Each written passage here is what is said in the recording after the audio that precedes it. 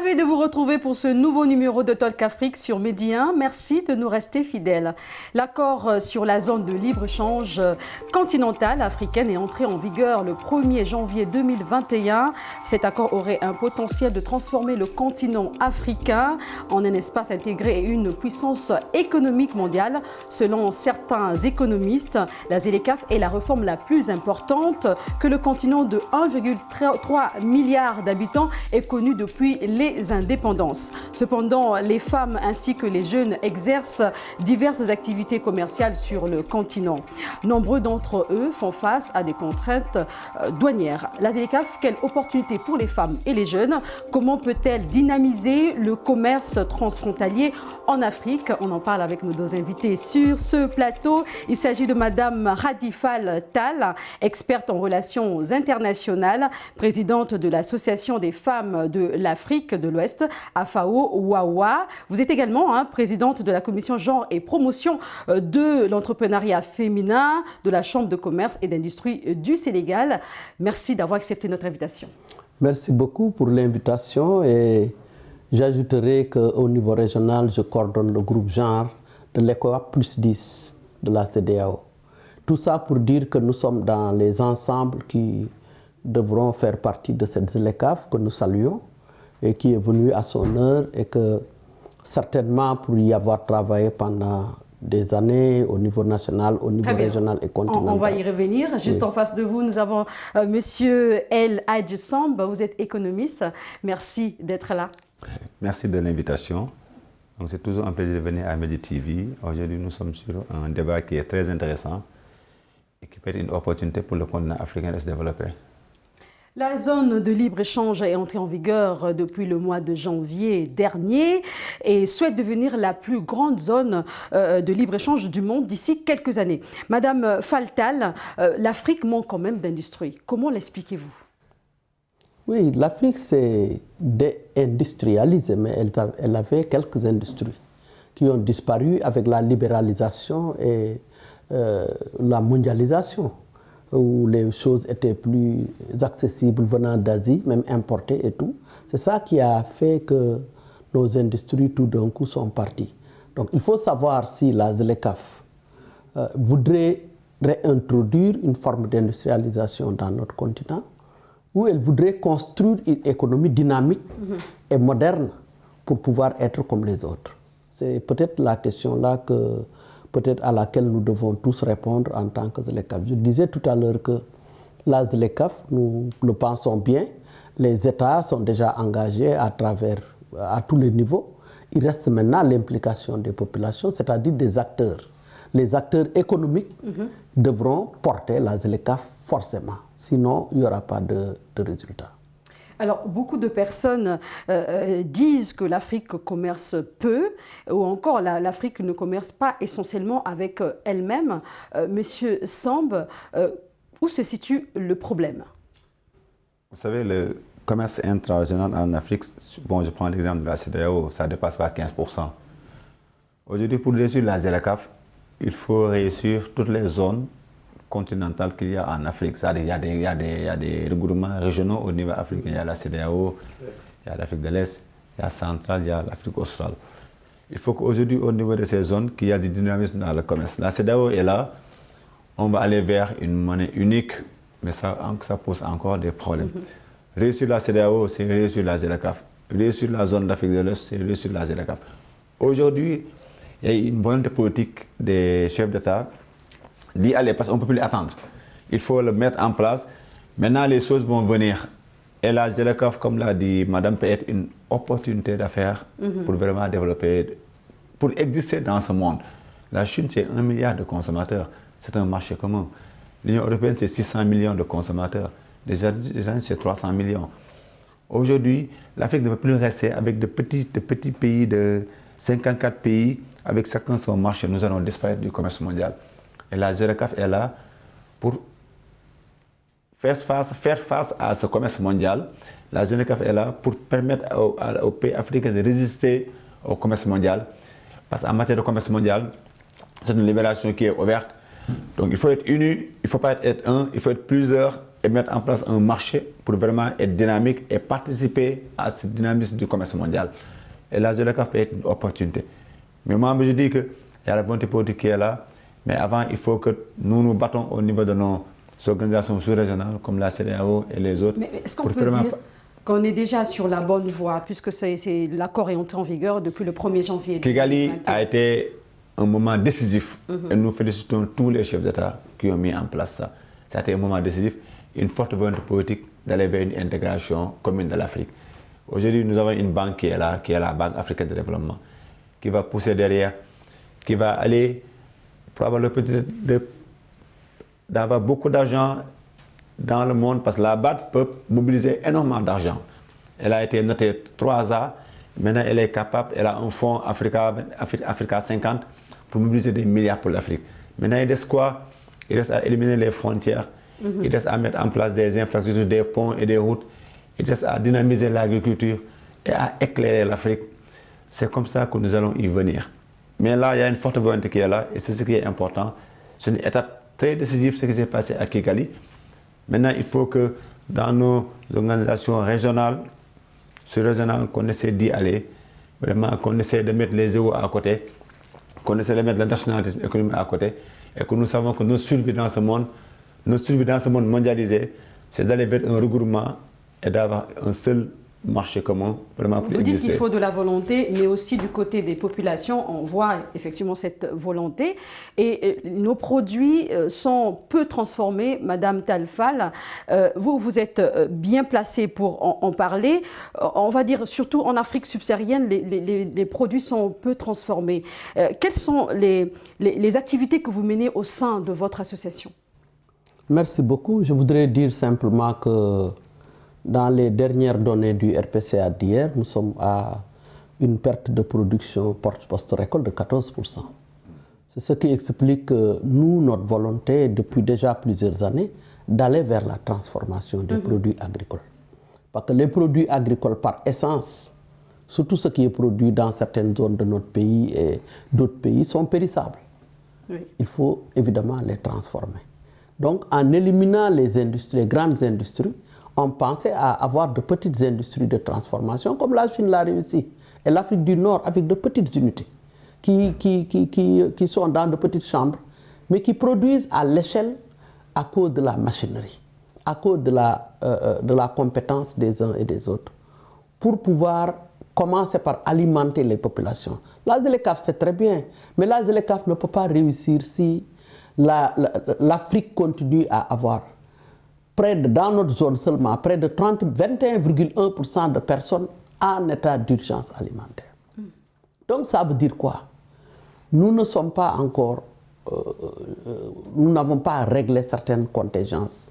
La ZLECAf, c'est bien, nous tous, nous avons compris que la volonté politique y est. Mais il y a des mesures d'accompagnement que nous attendons. Les mesures d'accompagnement sont la mobilisation des acteurs, des vrais acteurs économiques. Parce qu'on parle économie, la ZLECAf. C'est de l'économie qu'on parle. Pas seulement de la douane. On parle de l'économie. Donc la ZLECAf, si elle veut réussir, et on l'a dit à plusieurs endroits, j'étais au Caire il y a 10 jours avec l'Union africaine sur la ZLECAf. Pour l'entrepreneuriat féminin, quelle est sa place dans la ZLECAf? Les chambres de commerce, quelles sont leurs places dans la ZLECAf? Donc c'est en construction, pour vous dire la vérité. Et comment promouvoir justement la transformation des produits à exploiter sur le continent et à l'international? Mais c'est à accompagner les femmes transformatrices et les hommes qui ont ouvert des unités de transformation à faire une politique. Tant qu'il n'y a pas de politique prononcée. Vous avez vu dans notre pays, on avait nommé un ministre pour la transformation. Elle a retourné le poste. Parce qu'elle dit que c'est sans contenu. Vous voulez parler du Sénégal? Du Sénégal, je parle du Sénégal. Oui. Alors que ce soit le Maroc, que je félicite sur ce point de vue, et les autres pays d'Afrique du Nord, sont allés à 2 chiffres à cause de la petite industrie locale. Vous voulez consulter, vous allez voir. Si je nomme un pays, je ne veux pas nommer un pays de l'Afrique du Nord, qui est allé il y a 10 ans à 2 chiffres à cause de sa transformation à petite échelle, qui, mis ensemble, donne la mise à l'échelle que nous recherchons et qui va nous permettre de ne plus continuer à importer de la nourriture. Et je pense que la ZLECAf, c'est très bien, mais nous savons que nous risquons d'avoir un souk à ciel ouvert. Que tout le monde prenne ces choses pour venir en Afrique parce que nous ne sommes pas encore prêts. On va échanger quoi, nous? Nous, on donne quoi? Quelque chose d'important. Toutes les ressources minières du monde presque se trouvent en Afrique. Il faut les transformer, justement. Oui, il faut les transformer, mais il y a plus grave. Les minerais sont aussi en Afrique. Les 2/3 des terres arables du monde se trouvent en Afrique. Les matières précieuses se trouvent en Afrique. Ce n'est pas pour rien que la communauté est d'accord pour organiser l'Afrique. Mais attention, il faudrait que ça soit au bénéfice des Africains. Et c'est la grande question que nous, en tout cas de la société civile, nous les activistes, on continue à nous poser. On ne va pas laisser... On se pose beaucoup de questions sur la ZLECAf. Tout à l'heure, M. Samb, vous disiez que c'est une bonne initiative. Je suis d'accord avec vous. Seulement, dites-nous, quelles sont les opportunités que la ZLECAf peut offrir que ce soit les femmes ou encore les jeunes? Vous savez, aujourd'hui, le bras financier de la ZLECAf, c'est la BAD, la Banque africaine de développement, qui est la plus grande banque en Afrique, qui est là et qui mobilise beaucoup d'argent. La BAD a 5 objectifs. C'est nourrir l'Afrique, l'agriculture, éclairer l'Afrique, l'énergie, relier l'Afrique, les routes et les chemins de fer, connecter l'Afrique par les NTIC et maintenant intégrer l'Afrique. C'est l'objectif 5. Aujourd'hui, madame l'a parfaitement dit, la ZLECAf, c'est d'abord une question économique. L'objectif, c'est de se dire, mais comment résister par rapport à ce monde, par rapport à cette mondialisation? Quand on est on peut résister. Aujourd'hui, l'Afrique reçoit tout du monde. Aujourd'hui, les gens sont conscients que l'Afrique, c'est le continent de demain. Les autres, là, ils sont en saturation. Je vous dis que d'ici 10 ans, l'Europe ne fera pas 2% de croissance. Alors qu'en Afrique, il y a tout. On a tous les opportunités pour aller. 1 milliard de consommateurs, 70% de jeunes. Mais qu'est-ce qui nous empêche justement d'exploiter toutes ces ressources? J'arrive parce qu'on n'a pas d'électricité. Si on vous montre les pourcentages, combien d'Africains n'ont pas accès à l'électricité? Combien d'usines ont l'électricité? C'est un problème. L'agriculture, les terres arabes, les Africains ont tellement faim, comme madame l'a dit tout de suite. L'Afrique n'est pas reliée, on n'a pas de route. Comment on peut se développer avec ça? C'est pourquoi on dit que la BAD, avec ses 5 instruments, peut aider l'Afrique. Mais dans tout ça aussi, il faut une volonté politique. Quand on a lancé la ZLECAf, on a vu le Nigeria traîner un peu les pieds. Pourquoi? Pour des questions économiques. Il dit qu'attention, moi je dois consulter mes entrepreneurs. Est-ce qu'ils sont d'accord? Donc aujourd'hui, chaque pays va essayer de voir les opportunités qu'il faut avoir. Il faut que nous oublions tout ça et sachons que c'est pour l'Afrique. Bien vrai que la Côte d'Ivoire, c'est le poumon de l'Afrique. La Côte d'Ivoire, c'est la plus grande puissance avec plus de 400 milliards de dollars de PIB. Mais il faut savoir aujourd'hui, laisser ces euros et aller aider des pays comme la Sierra Leone, aider des pays comme des pays aussi pauvres qui ne peuvent s'en sortir qu'avec la ZLECAf. Et que ces pays ont d'énormes ressources naturelles que le Maroc peut prendre, que le Sénégal peut prendre. Et c'est comme ça que nous allons développer des pays. Chaque pays a ses potentialités et chaque pays en a besoin. Le commerce intra-africain ne représente que 16%, justement. Que représentent ces 16% et quels sont vraiment les enjeux pour les pays membres de la ZLECAf? On n'a pas de commerce, c'est 16% parce que d'abord, chacun a sa monnaie. Parce que d'abord, on n'a pas de... On a 9 monnaies dans la région. 9 monnaies. L'Europe. 9 monnaies, en Afrique de l'Ouest seulement. La Chine c'est 1 milliard, une monnaie. Les autres 300 millions, une monnaie. L'Europe, 600 millions, on va aller vers la génération de l'euro. Nous, on a du mal à créer notre monnaie au niveau de l'éco, a du mal à partir. Donc aujourd'hui, il y a tellement d'intérêts. Il y a tellement l'Occident qui est là, la Chine qui attaque. Il y a tellement d'intérêts. Il faut que nous nous battons. Nous avons tout. Nous pouvons avoir l'argent. Nous avons les matières premières, nous avons la terre, nous avons le soleil, nous avons tout. Ça on l'a bien compris. Hein. Je veux parler de Ngundi Okonjo-Iweala, première femme africaine à la tête de l'Organisation mondiale du commerce. Elle a pris les rênes de l'organisation à une période coïncidant justement avec l'entrée en vigueur de la ZLECAf. Madame Fall Tall, peut-on espérer une politique qui pourrait mieux prendre en considération les attentes des femmes et les jeunes commerçants africains? Non, elle n'est pas élue par les femmes, ni par les jeunes. C'est une femme qui arrive à ce point. dans son parcours, il n'y a rien qui peut l'obliger à se préoccuper de la situation des femmes. Regardez son parcours. C'est pas ça. C'est-à-dire que moi, ma façon d'analyser les choses peut-être que peut déranger, mais c'est comme ça. Parce que aussi, à mon âge, j'ai vu beaucoup de choses. Oui. Donc, il faut permettre que ce que j'ai pu voir, constater de visu, que je puisse le partager dans ce plateau. Sinon, ma présence n'a pas d'objet. Oui. Oui. Je ne sais pas si on se comprend. Oui, bien Ceci sûr. dit, le Nigeria qui traîne les pieds. Pourtant, c'est un Nigérian qui conduit la BAD, pour revenir à la BAD. Celui qui conduit la BAD est du Nigeria. Nous avons été là quand il était élu, pour prendre la place de M. Ogunjobi. C'est-à-dire qu'on en connaît beaucoup. Mais le Nigeria n'a pas tort, parce qu'il y a le problème des monnaies. Et la monnaie est un outil de souveraineté. Vous ne pouvez pas aller vous développer économiquement parlant si vous n'êtes pas maître de votre monnaie, si vous n'arrivez pas à garantir votre monnaie. Il y a l'écho aussi, justement. Mais où est l'écho? L'écho, c'est avec la Côte d'Ivoire que ça ne va jamais décoller. Ça, non, il y a la France qui continue à gérer notre région à travers la Côte d'Ivoire. C'est ça qui dérange le Nigeria. Il faut qu'on se dise les choses telles qu'elles sont. Si on était libre, on aurait pu avoir une petite région comme ça, émiettée, 3 millions d'habitants, 2 millions, 9 monnaies. Est-ce que ça, c'est... Et vous parlez de Zelekaf.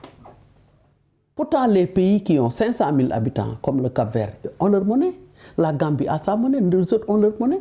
Les pays francophones sont toujours à la solde du franc CFA. C'est-à-dire, le problème que vous posez, madame, est un peu plus profond que le débat qui est en train de nous réunir.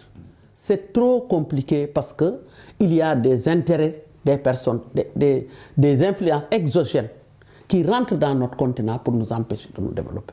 Tout ce qu'on connaît comme ressources, les zircons, les Occidentaux le connaissent mieux que nous et ils savent exactement où trouver les ressources. C'est pourquoi ils sont d'accord pour faire la ZLECAf, pour venir ensemble continuer à exploiter l'Afrique, parce qu'on n'a pas, nous, les moyens d'exploiter nos minéraux. C'est pour nous, c'est vrai, mais on n'arrive pas à les exploiter. Donc, le problème de la BAD, c'est que la BAD ne travaille pas pour les populations. Je viens de le dire ce matin, je vous ai dit que j'étais en vidéoconférence avec le CERCAF, la BAD et moi-même. La BAD, mais provenez-vous dans les pays, demandez la BAD. Travaille avec les États, seulement. Point trait. Les 5 dont vous parlez, est-ce que tout ça, c'est les États seulement qui peuvent le réussir? Donc la BAD n'est pas le bon exemple, vraiment, pour accompagner la ZLECAf, mais malheureusement, c'est ça qui est là. Il faut qu'elle réoriente et qu'elle adopte sa politique en fonction des orientations et des piliers de la ZLECAf. Madame Fall-Tal, il y a certains économistes qui disent que la communauté d'Afrique de l'Est s'organise mieux que la CEDEAO, justement parce que, je vais donner un exemple comme ça, un commerçant du Burundi qui fait venir sa marchandise par le port de Mombasa au Kenya, il trouve sur place un agent de la douane pour ses formalités, et en voulant aller dans un autre pays, il ne va plus rencontrer un autre agent de la douane. Tel n'est pas le cas pour la CEDEAO. Les barrières non tarifaires. Même légalisation. Oui, les barrières non tarifaires sont dans notre région. Mais ce qui le fait, c'est toujours les mêmes problèmes. Nos chefs d'État, ils ont beau signer la ZLECAf, chacun préserve les intérêts de son pays, d'abord. Ce que l'Afrique centrale a fait, mais l'Afrique de l'Ouest était partie en intégration avant l'Afrique centrale et l'Afrique de l'Est. Ce qui les différencie, si vous permettez, ils ont la culture du business. Nous avons la culture de la diplomatie. Nous, les pays francophones qui sont majoritaires en Afrique de l'Ouest, nous ne sommes pas faits pour le business jusqu'à ce jour. Eux, ils sont faits pour le business. Parce que dès qu'ils sont indépendants, l'Angleterre les a laissés aller dans le business, travailler avec eux à travers le Commonwealth, où je suis parti plusieurs fois. Nous, on n'a pas cette chance. On nous a laissés comme ça, en tirant les ficelles derrière, à cause de la monnaie. Donc, c'est assez profond. Et c'est vraiment dommage de mettre... Mais il faudrait qu'on comprenne que ce n'est pas parce qu'on a signé la ZLECAf que c'est promulgué et accepté que ça va marcher. Si on le fait, on risque d'avoir un réveil brutal. On alerte, nous, c'est ça notre métier. de faire en sorte que toutes les mesures d'accompagnement qui doivent être là, les soient. C'est justement ce que nous demandons. C'est en ce moment qu'on pourra parler de femmes et de jeunes parce que nous ne sommes même pas à ce niveau opérationnel de la ZLECAf. Monsieur Samb, on va parler de la Chine qui a établi plus de 3500 entreprises de différents types à travers le continent. Plus de 80% de leurs employés sont locaux et elles ont directement ou indirectement créé des millions d'emplois. Qu'est-ce que cela représente pour nos économies? C'est ça. Vous savez que la Chine est maintenant devenue un nouveau partenaire. Nous, nos partenaires traditionnels, c'est la France et certains pays occidentaux. Maintenant, la Chine est en train de venir et en train de sortir. Avant, la Chine n'était pas dans le commerce mondial, mais à partir de 2001, ils sont rentrés dans l'OMC, 2001-2002. Ils sont devenus maintenant incontournables dans le commerce. Pourquoi? Parce qu'ils ont de l'argent.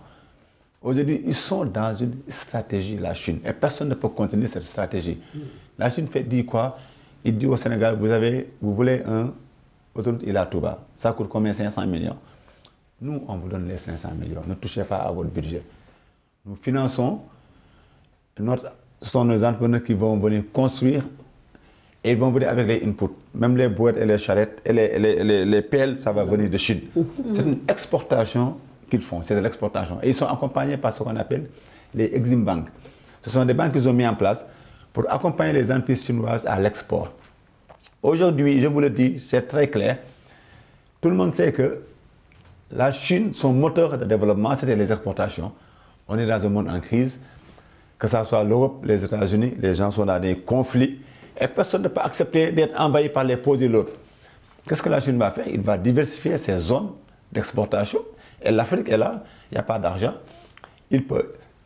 La Chine a des milliards de dollars pour accompagner ses entreprises en Afrique.